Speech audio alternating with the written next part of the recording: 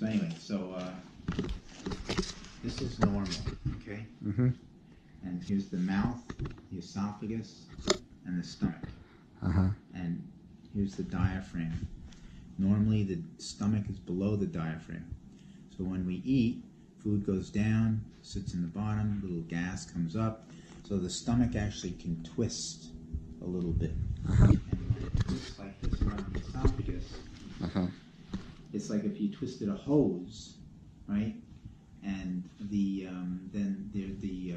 stuff can't come up as well because it's a little twisted shut, just like with a hose, right? So that's part of the way the valve here works. Mm-hmm. All right. When you get a hiatal hernia, which you have a little one, not a big one, thank goodness, but a little one, part of the stomach slips above this diaphragm. Uh-huh. So now that angle, which was a 90-degree angle before, it's gone, so that the twisting mechanism is kind of gone. So all you have is the muscle at the bottom to stop stuff from coming up. Mm-hmm. So stuff in your stomach can just come up easily. And when it comes up, if it gets up into the vocal cord area, it starts to cause irritation of the vocal cords, the pharynx tissues, and so in you, something called the arytenoids, they have tissue around them. And so they become a little prominent and they're like floppy. And so they become floppy so the stuff comes up. They're there to sort of cover your vocal cords so that the food doesn't get in them. But, you know, needless to say, if they get in and hit something, then they can cause a cough, right? So that's your problem. And so your reflux isn't bad. It's just annoying. So here's the biopsies, you know, and this shows, you know, you don't have any eosinophilic, this is a copy for you. So you don't have any eosinophilic esophagitis, that's good. You have a little chronic inflammation right at the lower part of your esophagus, no Barrett's, so that's good.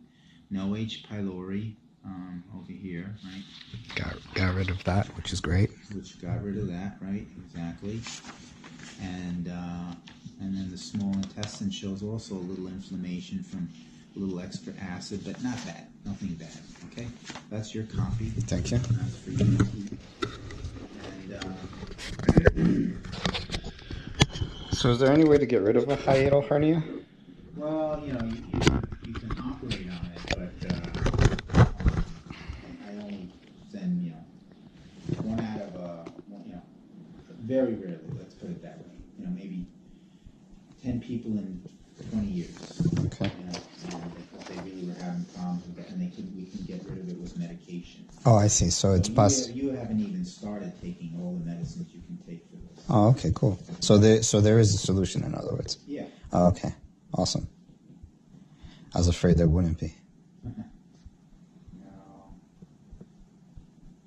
How did the hiatal hernia cause? Is it from the coughing? Overeating, a little overweight, eating late, lifting weights, lifting things, and just plain getting a little older. You know, the diaphragm gets a little weaker, and then you can. And the cough probably contributes to that also, since I cough aggressively. Coughing doesn't help, that's for sure. You know, because that gets stuff to come up a little. Right. But it's really, you know, a little cough here or there, but if like you're really, really coughing, you know, then stuff is certainly going to be coming up and down because you're coughing. You know? So that's going to cause a little more reflux. But it's more that the reflux causes the cough rather than the other way around. Okay? I see. So,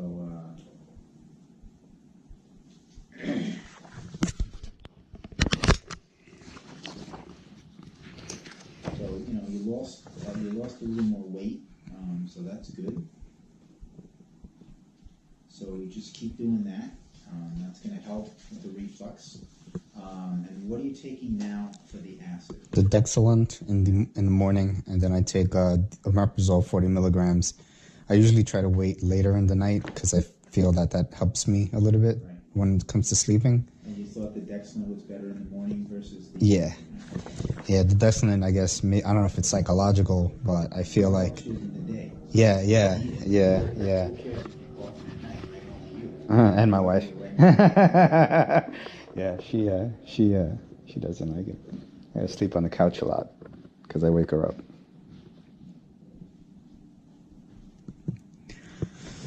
And that's all you're taking.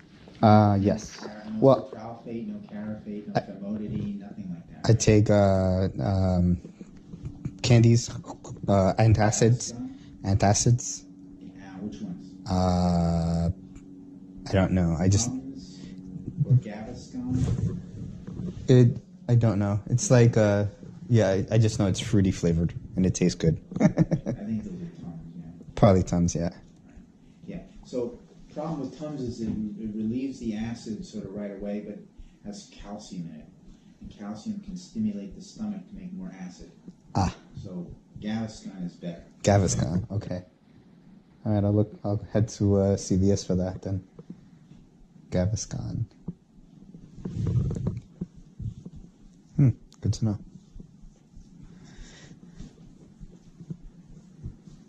If you just open up the cabinet, you'll see an empty bottle in there. You'll see what it looks like.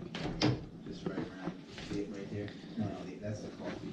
Oh. Right next to it. Yeah. Oh, I see. Fast acting. Do they come in?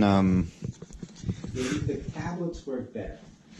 They come in liquids, but that's the tablets. Okay. So they're kind of, they'll be just like the ones you're taking, but it's a different medicine.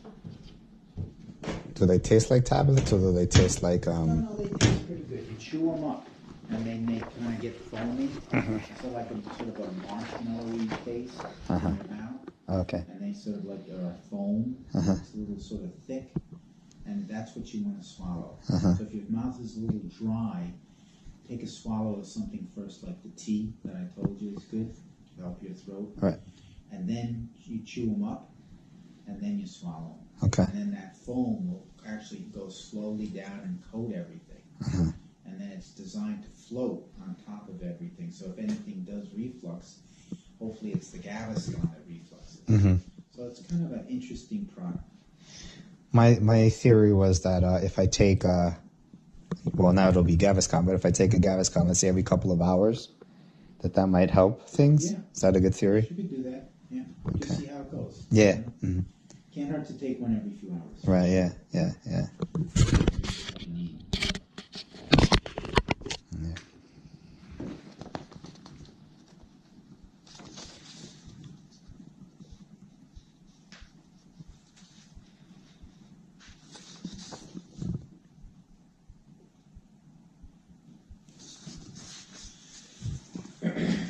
Okay, so then the other thing I want you to do is, how's your insurance for medications? Pretty good? I think so. Yeah. Well, and if it's not, then it might be worth it. There's this, and then there's this. Okay, so these are basically the same thing. Okay, but these are the tablets, and this is a liquid. So this costs a lot more, and so some insurances don't want to pay for it. So basically, if they do give you the liquid, I'll write for a prescription for the liquid. If they do give it to you, it'll come like this. You basically shake it up, and then take a nice little good swallow. And since a lot of the problem is in your throat, gargle it before you swallow. All this does is it sticks to whatever's sore and helps it heal. It doesn't even get into your bloodstream. So it's really a safe medicine. Okay. And that will stick to everything here, stick to your esophagus, stick to the stomach. It absorbs bile also. So it's really great. So shake it up, swallow it. Last thing at night, first thing in the morning. Like as soon as you wake up. Okay. Like if you wake up to go to the bathroom at 5, 6 in the morning before you're going to actually get up, do it then. Because then you need like 20 minutes where you don't really eat anything because you want it to do its thing. You don't want to wash it away right away. Right. So that's the liquid. Now, What does it taste like? it's not bad. It's not bad. I wouldn't drink it like ordering at a restaurant. But it's not bad. It's a little bit sort of chalky also, but it doesn't taste as good as the Gaviscon. The Gaviscon actually tastes good, especially the cherry flavor. Now, if your insurance doesn't want to pay for the liquid, it comes as tablets. So just tell the pharmacist, okay, give me tablets. You take this, take a little teacup or something like that, put it in, cover it with water. You let it sit there for about 10 minutes. You kind of touch it, breaks into little pieces. That's essentially the liquid. And then you just take that. Okay. You got to take it as the liquid. Don't take it as the pill, because we're trying to treat up here and here. Once you take the pill, it drops straight into your stomach. Doesn't do anything for those areas. Gotcha. Okay? So that's the most important thing. Okay. Cool. Right? So I'll write your prescription for that. What is that called? That's called Carafate or Sucralfate. Okay. That's the other name, but it's basically the same, the same medicine. Okay. Carafate or Sucralfate. So I'm going to write 3 times a day, but you're only going to do it twice. Morning and evening. Enough. And if you really think it's helping, and then you want to have it at your work, you can do it just in the middle of the day, but then you can't eat for about 20 minutes. Okay. Just let it do its thing, and then you can eat. Okay. That sounds very, the concept makes sense to me on that one. Right. For the liquid, and you don't want to pay for it, say, can you give me the pills instead? And that's going to be much less. Okay. So it just depends on what you want to do. The liquid's easier. So you might want to do it like this. The heck with it, just buy the liquid for one. In the world, that somebody like you would get a gastric bypass. You can forget about that. Then your kids are going to need that video. Yeah. Yeah. Because they're going to say, yeah, that's too bad about Dad. He took all these videos and just in case he died. And anyway, I haven't got himself a gastric bypass. And he did die. So how tall are you? 5'8". 5'8". And right now you're 190. Okay, 5'8", 190. Okay, so this is where you are. You're in the overweight category. You're not even in the obese category. The people get bypasses are like up in here. And you're way over here. So you're overweight. Okay. That's all. So I want to lose like 20 pounds. That's the That goal. would be nice. Okay. So the first thing to do is, my number one thing with the diet I explained to you, never finish anything. You pick up anything at work, to snack on it, you say, oh, I shouldn't be eating this. Well, you're not going to stop yourself from eating it because your hand is going to take control of your brain and put it in your mouth, and your mouth is going to chew it no matter what your brain says. But once you take a bite, and you say, that was good. You throw the rest in the garbage and say, good job. All positive reinforcement. Right?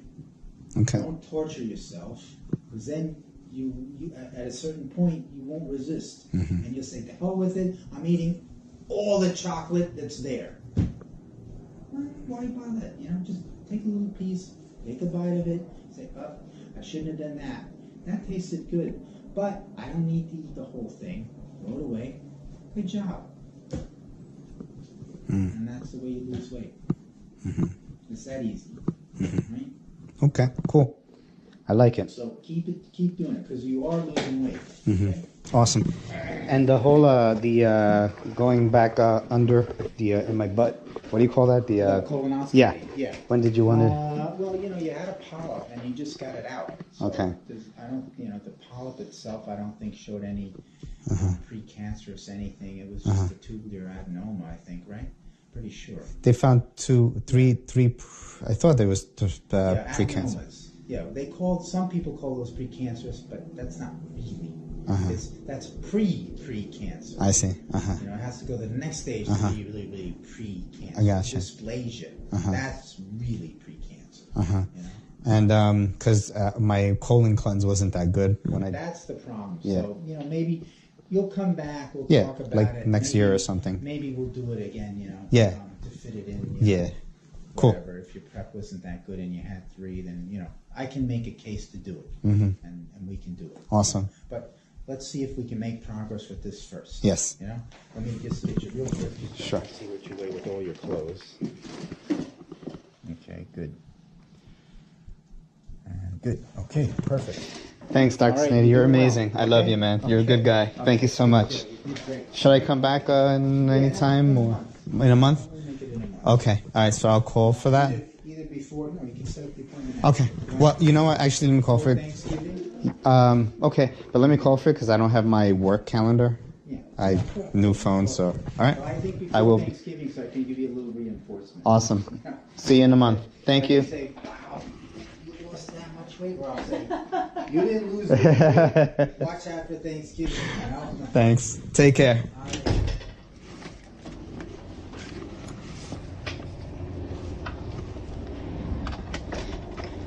Dr. Snady is an amazing, amazing doctor. Harry Snady, S-N-A-D-Y. This guy pretty much found what is the problem with my cough, and at the same time is solving it. He's an amazing freaking guy. I love him. I think that's pretty much the whole story. You know? Your hemorrhoids are better, right? I haven't even, I mean, Yeah. anything, right? yeah. But, so the hiatal hernia, well, how do we get rid of that thing, aside from losing You weight? don't get rid of it. And once it's there, it's there. Oh, okay. If you would lose maybe 20 pounds, and then you could do certain exercises, you know, to strengthen your diaphragm and things like that, maybe it would get a little better. But just losing the weight is going to make it get much better. Okay. But it kind of really never goes away. You always have a tendency to get, but if it doesn't bother you, it's no problem. Okay. It's just you know that you've got to watch your diet and all those things. Mm-hmm. You mentioned medicine for the hiatal hernia. Is there anything for that? No, this is the same. Oh, okay. The hernia itself is not the problem. Uh-huh. That just weakens the valve. I see. And now the acid can come up. That's what we got to treat, is the acid coming up. Okay. So that's what we have to treat. Some people have hiatal hernias that are even big, but they don't get acid coming up. So I see. they just live with it. They don't even know they have it. I see. You know? In fact, probably 1 out of every 2 people over 50 has a hiatal hernia. Hmm. So it's not like a rare thing. I see. So what is causing the acid to come up so much? Is it what I'm eating? No, normally there's a valve there that squeezes and holds things. So even if you overeat, it's hard to get up. But everybody, if you do a measure, everybody has like less than 5% of the time during the day, acid and stuff is coming up. Mm-hmm. But it has to be less than 5%. Mm-hmm. People like you, it's going to be more. And that's when you start getting symptoms. And why is it more for me? Because you have the hiatal hernia. Okay. You know? So there's no valve. I see. So there's no valve. Anything in your stomach comes right up easily. Okay. You know, especially if you eat late or eat the wrong things. You know, if you're overweight and it's pressing on your belly, it's going to push on the stomach, and that's going to make it come up more. Uh-huh. So I think all in all, you're responding, and now that I've actually seen what the problem is, it's just going to take time. It's like you really sprained your finger really, really bad. Somebody slammed a car door on it, and it was really swollen. Well, even if you take anti-inflammatories, pack it in ice, do everything, it's just going to take time for it to slowly come back. Mm-hmm. Mm-hmm. So that's what we're doing essentially now. We're giving you all the treatment to make this tissue get smaller. Mm-hmm. And, hopefully it'll get small enough that it doesn't bother you anymore. But you're always going to have a little bit of a tendency to get this. Okay. And when you say the tissue, you mean the tissue that closes the esophagus? It's Tissue inflamed. around, if you look up the pharynx Uh-huh. in the internet, you'll see a picture with the vocal cords. Uh-huh. Here's a picture of you. I think I gave it to you. Yeah, I think so too. But here's your endoscopy, right? Yeah, sure. Here's your vocal cords, right? See, here's the vocal cords, and they look good. Mm-hmm. And then here's my biopsy, and it's in the esophagus. So the esophagus is actually down in those spaces down there. Mm-hmm. And then here's the arytenoids. Mm-hmm. But when we're just watching you breathe, these tissues, these are a little swollen and bigger than normal. Right. And I was watching them, and it was hard for me actually to get this picture because they would flip in and kind of cover. See, they kind of cover. See, they kind of cover your vocal cords. So they're acting like a trap door to keep it closed, so that if stuff comes up, it won't get in your lungs, which you don't want it there. You know. But when this falls into that place, it feels like there's something there, and you're going. Right. Well, there is something there. It's you. It's my own body. And that happened that spring. That's just over time. From coughing so much too. Okay. Right.